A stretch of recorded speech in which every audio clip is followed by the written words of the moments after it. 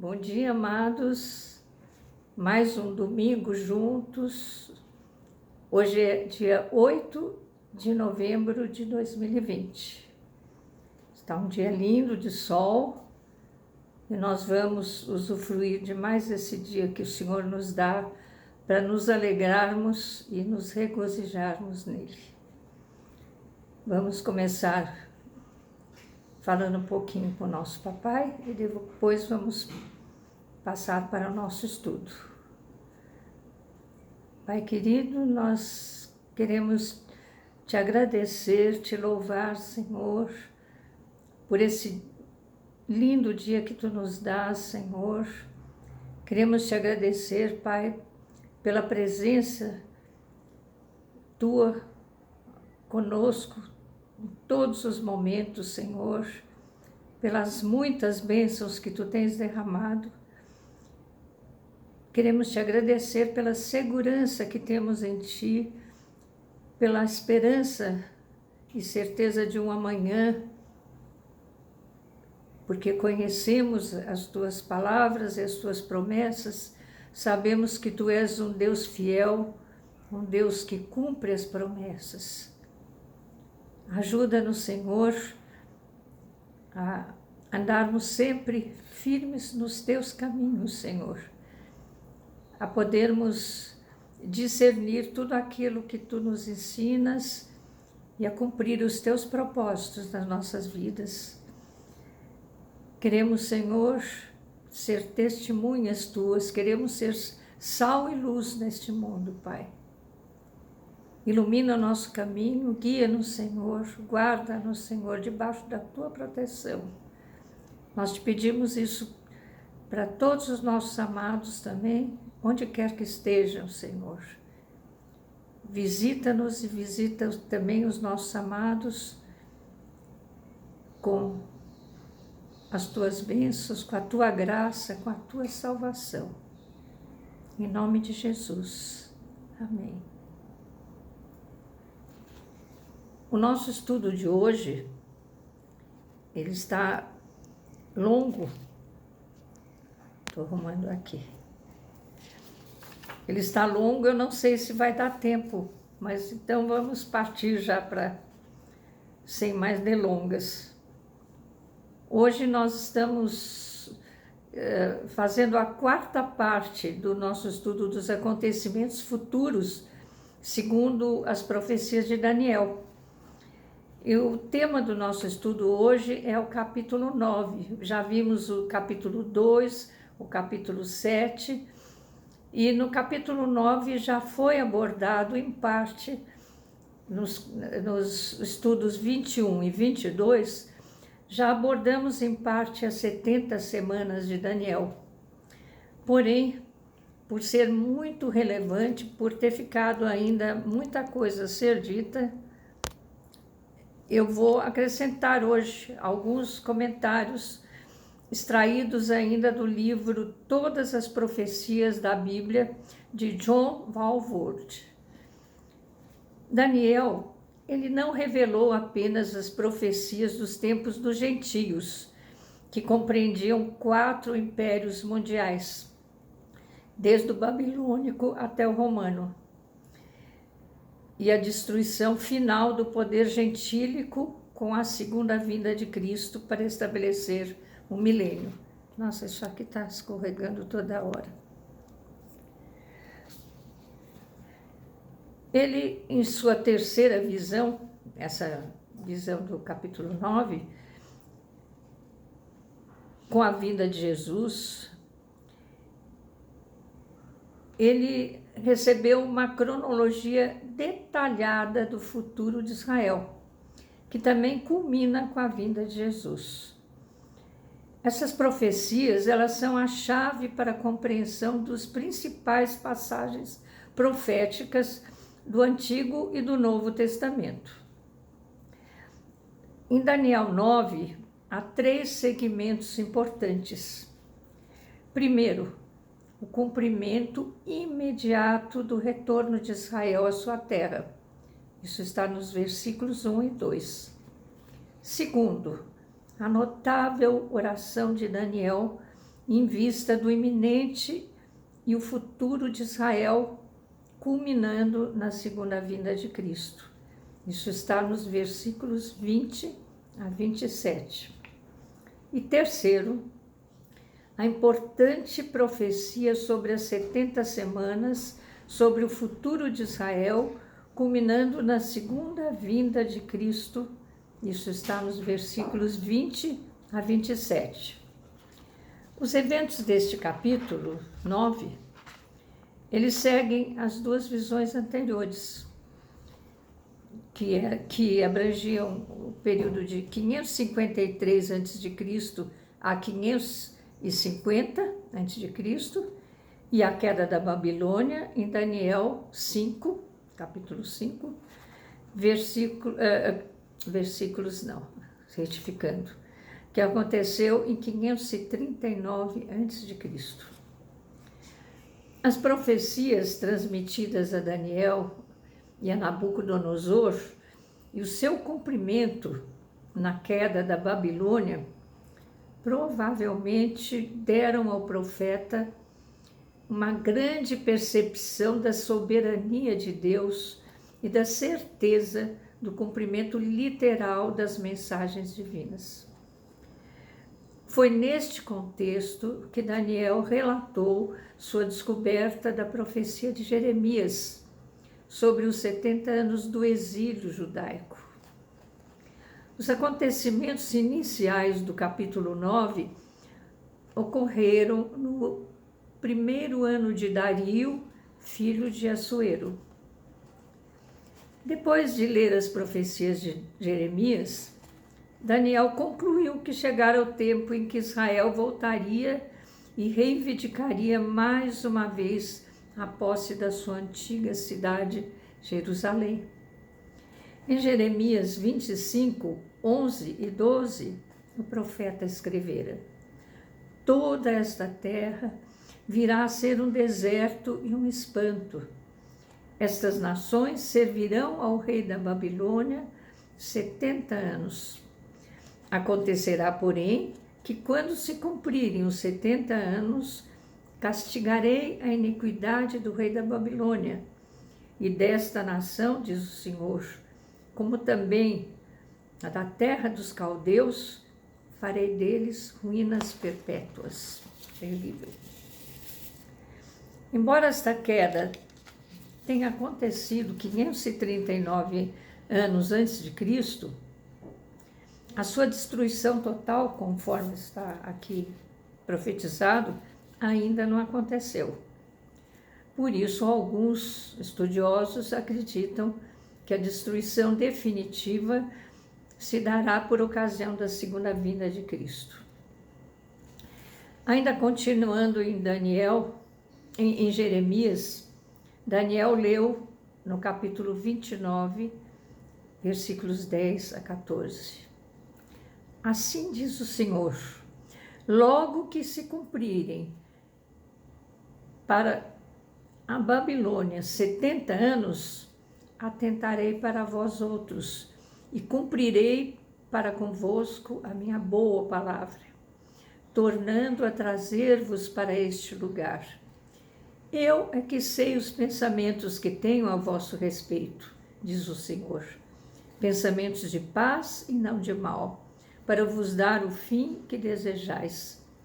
Então me invocareis, passareis a orar a mim, e eu vos ouvirei. Buscar-me-eis e me achareis, quando me buscardes de todo o vosso coração.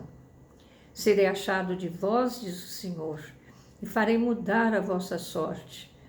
Congregar-vos-ei de todas as nações e de todos os lugares para onde vos lancei, e tornarei a trazer-vos ao lugar de onde vos mandei para o exílio.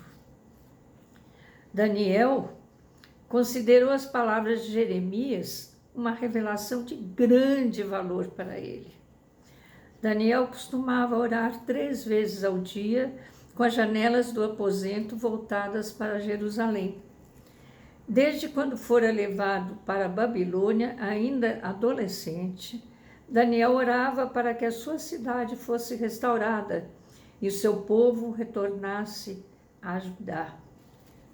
Ele sabia que Deus faria exatamente o que Jeremias profetizara.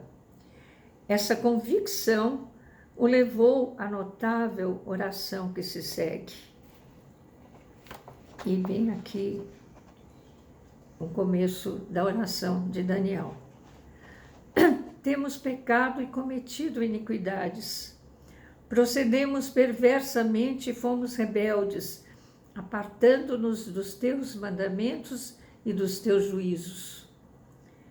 E não demos ouvidos aos teus servos, os profetas, que em teu nome falaram aos nossos reis, os nossos príncipes e nossos pais, como também a todo o povo da terra. Isso está nos versículos 5 e 6 do capítulo 9. Embora Daniel nunca tenha revelado uma ação pecaminosa de sua pessoa no livro que traz o seu nome, é significativo que ele se identifique com o seu povo. Ele ora pedindo perdão em nome do povo.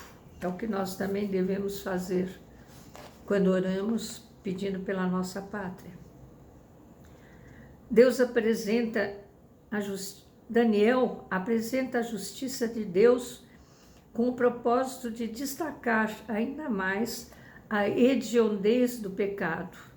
Ele declarou: a ti, ó Senhor, pertence a justiça, mas a nós o corar de vergonha, como hoje se vê aos homens de Judá, os moradores de Jerusalém, todo o Israel, quer de perto, quer os de longe, em todas as terras onde tens lançado por causa das suas transgressões que cometeram contra ti. Ó Senhor, a nós pertence o corar de vergonha, aos nossos reis, aos nossos príncipes, aos nossos pais, porque temos pecado contra ti. Ao Senhor nosso Deus pertence a misericórdia e o perdão, pois nos temos rebelado contra ele e não obedecemos a voz do Senhor nosso Deus, para andarmos nas suas leis que nos deu por intermédio dos seus servos, os profetas. Sim, todo Israel transgrediu a tua lei, desviando-se para não obedecer a tua voz. Por isso, a maldição e as imprecações que estão escritas na lei de Moisés, servo de Deus, se derramaram sobre nós, porque temos pecado contra ti. Isso está na oração que está no capítulo 9, nos versículos 7 a 11. Nesta mesma oração, Daniel não só enfatizou a necessidade de preparo espiritual, mas também fez uma honesta confissão de pecados, dos quais somos culpados, pessoal ou corporativamente. Daniel destacou que os próprios juízos que sobrevieram ao povo de Israel eram em cumprimento das profecias. E continuou na oração: por isso, a maldição e as imprecações que estão escritas na lei de Moisés, servo de Deus, se derramaram sobre nós, porque temos pecado contra ti. Ele confirmou a sua palavra que falou contra nós e aos nossos juízes que nos julgavam, e fez vir sobre nós grande mal, porquanto nunca debaixo de todo o céu aconteceu o que se deu em Jerusalém. Como está escrito na lei de Moisés, todo esse mal nos sobreveio, e apesar disso não temos implorado o favor do Senhor nosso Deus, para nos convertermos das nossas iniquidades e nos aplicarmos à tua verdade. Por isso, o Senhor cuidou de trazer sobre nós e o fez vir sobre nós, pois justo é o Senhor nosso Deus em todas as suas obras que faz, pois não obedecemos a sua voz. Isso está nos versículos 11 a 14. Ao confessar os seus pecados e o do povo israelita, Daniel lançava o alicerce para a confiança de que Deus ainda cumprirá a sua promessa. Assim como houvera uma mensagem de juízo, também existiria a de restauração, e a sua oração agora se volta para esse aspecto da profecia de Jeremias. A seguir, Daniel rogou a Deus que atendesse e respondesse a sua oração em cumprimento à profecia que fizera, versículo 17.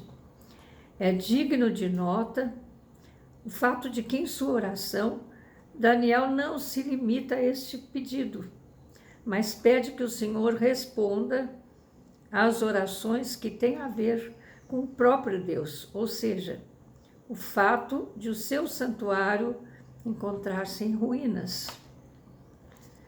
Assim, Daniel orava para que Deus glorificasse a si mesmo e cumprisse a sua promessa. Continuando na oração. Inclina, ó Deus meu, os ouvidos e ouve. Abre os olhos e olha para a nossa desolação e para a cidade que é chamada pelo teu nome. Porque não lançamos as nossas súplicas perante a tua palavra, fiados em nossas justiças, mas em tuas muitas misericórdias. Ó Senhor, ouve ao Senhor, perdoa ao Senhor, atende-nos e age. Não te retardes por amor de ti mesmo, ó Deus meu, porque a tua cidade e o teu povo são chamados pelo teu nome. A oração de Daniel é, sob muitos aspectos, um notável modelo para as nossas petições. Os versículos que se seguem à oração de Daniel revelam que o anjo Gabriel foi enviado assim que o profeta iniciou a oração. Em Daniel 9, 20 a 23, resume os fatos proféticos nas seguintes palavras. Falava eu ainda, Daniel, e orava e confessava meu pecado e o pecado do meu povo de Israel, e lançava a minha súplica perante a face do Senhor meu Deus, pelo monte santo do meu Deus. Falava eu, falava ainda na oração, quando o homem Gabriel, que eu tinha observado na minha visão ao princípio, veio rapidamente voando e me tocou à hora do sacrifício da tarde. Isso está nos versículos 20 e 21. Nas Escrituras, este ser celestial aparece muitas vezes, o anjo Gabriel, ligado a mensagens importantes enviadas por Deus ao seu povo.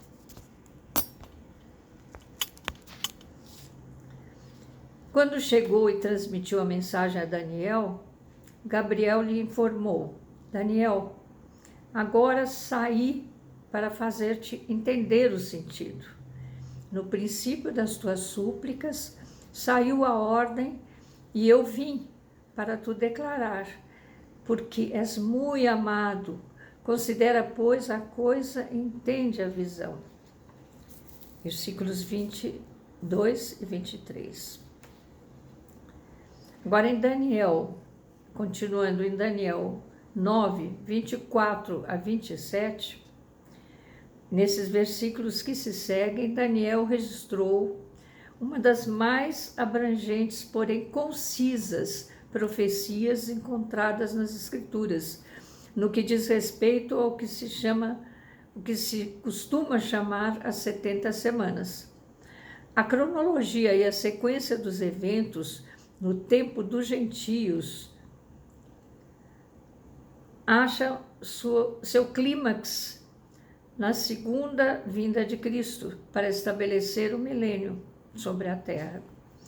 Daniel foi informado sobre como Israel se relacionaria cronologicamente a esse mesmo período na cronologia gentílica. O anjo Gabriel declarou: 70 semanas são determinadas sobre o teu povo e sobre a tua santa cidade para fazer cessar a transgressão, para dar fim aos pecados, para expiar a iniquidade, para trazer justiça eterna, para selar a visão e a profecia e para ungir o Santo dos Santos. Tudo isso está no versículo 24. O anjo apresentou a profecia como um todo e falou de um período que ele denominou 70 semanas. Sobre este período, essa profecia, há várias interpretações por parte dos teólogos, mas, em geral, todos concordam que as unidades de tempo são anos e que os 70 anos de 360 dias perfazem 490 anos e que esse período tem início com o decreto para restaurar Jerusalém, que ocorreu em 444 a.C., pelo rei Artaxerxes, sob a supervisão de Neemias. Vide em Daniel 9, 25. Sabe e entende, desde a saída da ordem para restaurar e para edificar Jerusalém, até ao ungido ao príncipe, 7 semanas e 62 semanas, as praças e as circunvalações se reedificarão, mas em tempos angustiosos. Imaginem que se os que estudam as profecias até hoje, depois de grande parte desse livro ter se cumprido, ainda têm dificuldade em especificar o início desses 490 anos, é natural que o profeta também deve ter enfrentado a mesma dúvida, a mesma situação de dificuldade. De acordo com Daniel 9, 24, 6 eventos principais caracterizam esses 490 anos. Primeiro, fazer cessar a transgressão. 2, dar fim aos pecados. 3, expiar a iniquidade. 4, trazer a justiça eterna. 5, selar a visão e a profecia. 6, ungir o Santo dos Santos. Nenhum dos 6 acontecimentos é esclarecido. Então, buscando uma explicação plausível, temos, quanto ao primeiro, que é fazer cessar a transgressão, provavelmente se refere à tendência de Israel à apostasia, que precisa ter um fim, desde que esta nação será restaurada e experimentará um reavivamento espiritual, isso após a vinda de Cristo. Escatologicamente, os judeus serão restaurados porque Deus lidará com eles em graça e não segundo o que merecem. Segundo é dar fim aos pecados. Provavelmente é entendido como levar o pecado ao seu ponto de perdão, ou seja, trazer a transgressão a juízo e estender o perdão aos erros já cometidos. 3, refere-se tanto à morte de Cristo na cruz, a base de toda a graça, quanto à ampliação desse padecimento, especialmente a Israel na segunda vinda. O verbo expiar literalmente significa cobrir. Quarto, trazer a justiça eterna tornou-se possível pela morte de Cristo na cruz. A aplicação disso individual e nacional a Israel aguarda a segunda vinda de Cristo, conforme Jeremias 23, 5 e 6. Eis que vem dias, diz o Senhor, em que levantarei a Davi um renovo justo, e rei que reinará, e agirá sabiamente, e executará o juízo e a justiça na terra. Nos seus dias, Judá será salvo, e Israel habitará seguro. Será este o seu nome, com que será chamado Senhor, justiça nossa, é Jesus. Isso acontecerá na segunda vinda de Cristo, na mesma ocasião em que Davi, vejam, Davi ressuscitará para ser regente sob a autoridade de Jesus. Isso está em Jeremias 30, versículo 9. O quinto é selar a visão e a profecia. Refere-se ao término da composição da Bíblia. A figura do selo refere-se ao ato de selar uma carta, após esta estar concluída e fechada, e garantida por um lacre. De igual modo, Deus completou a inspiração da Bíblia e nenhum livro adicional será escrito. O sexto objetivo, ungir o Santo dos Santos, gerou uma variedade de interpretações. A dedicação do templo construído a Zorobabel é uma delas. Isso teria acontecido em 516 a.C.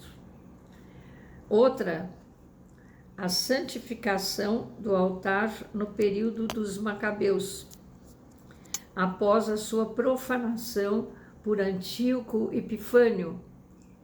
Isso aconteceu em 165 a.C. Ou ainda, a futura dedicação do templo na Nova Jerusalém. Isso já está em Apocalipse 21, 1 a 27. Outros pensam que é um fato ligado ao templo milenar, descrito em Ezequiel 40 a 42. Como a profecia não está literalmente, inteiramente clara, a melhor conclusão é que seu total cumprimento é futuro, para referir-se à Nova Jerusalém, que será o santuário de Deus para toda a eternidade. A unção do Santo dos Santos, todavia, acompanhando as outras facetas dos 490 anos, terá que ver com o juízo do pecado, a expiação, o perdão e a restauração espiritual. Em Daniel 9, 27, o último versículo do capítulo 9, fala de uma aliança feita por um príncipe que virá. Isso está no versículo 26.